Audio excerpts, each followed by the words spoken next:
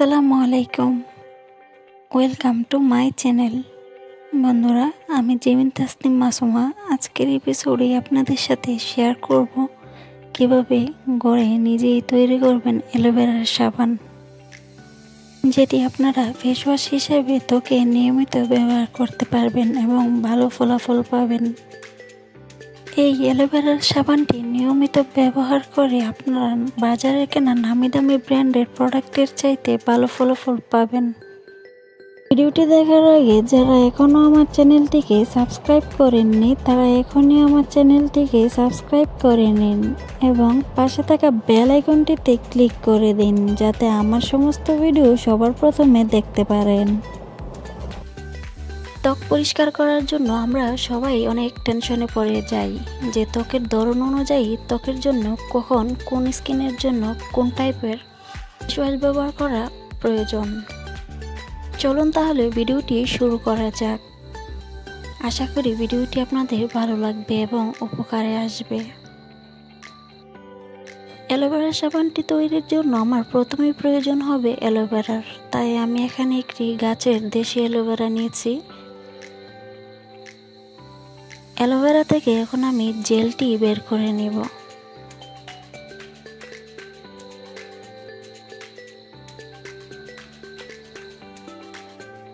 মুখের ত্বক অনেক সেন্সিটিভ হওয়ার কারণে অনেকের ত্বকে অনেক রকমের ফেস ওয়াশ স্যুট করে না, যতই দামি অথবা ব্র্যান্ডের হোক না কেন। আপনারা চাইলে বাজারে কেনা অ্যালোভেরা জেলও ব্যবহার করতে পারবেন। আমার বাসায় অনেকগুলো অ্যালোভেরা গাছ আছে, তাই আমি গাছের অ্যালোভেরা দিয়ে রূপচর্চা করি। অনেকেই অ্যালোভেরা থেকে জেলটা বের করতে পারেন না। দেখুন আমি কতটা সহজভাবে অ্যালোভেরা থেকে জেলটাকে বের করে নিচ্ছি। অনেকেই বলে থাকে আপু অ্যালোভেরা থেকে জেল বের করতে পারি না, তাই আপনাদের জন্য সহজভাবে অ্যালোভেরার জেলটা বের করে নেওয়ার টিউটোরিয়ালটা দিয়ে দিলাম। ত্বকের যত্নে অ্যালোভেরার গুণাগুণ অতুলনীয়, এটা আমরা কম বেশি সবাই জানি। এখানে আমি অ্যালোভেরার জেলটাকে তৈরি করে নিয়েছি।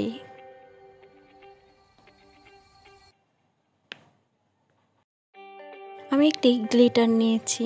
গ্লিটারের সাহায্যে সাবানটাকে আমি গ্লিট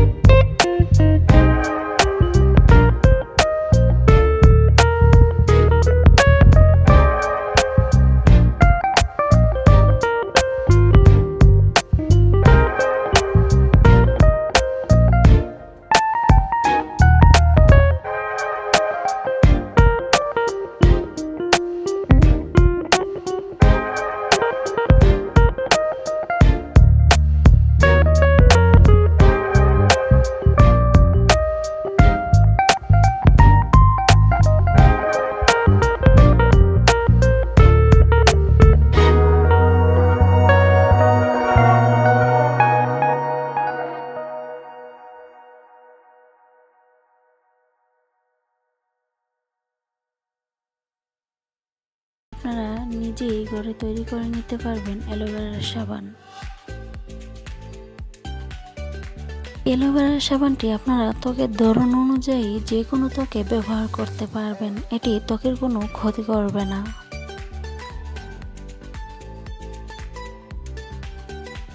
ভিডিওটি কেমন লাগলো কমেন্ট করে জানাবেন। ভিডিওটি ভালো লেগে থাকলে একটি লাইক দিবেন।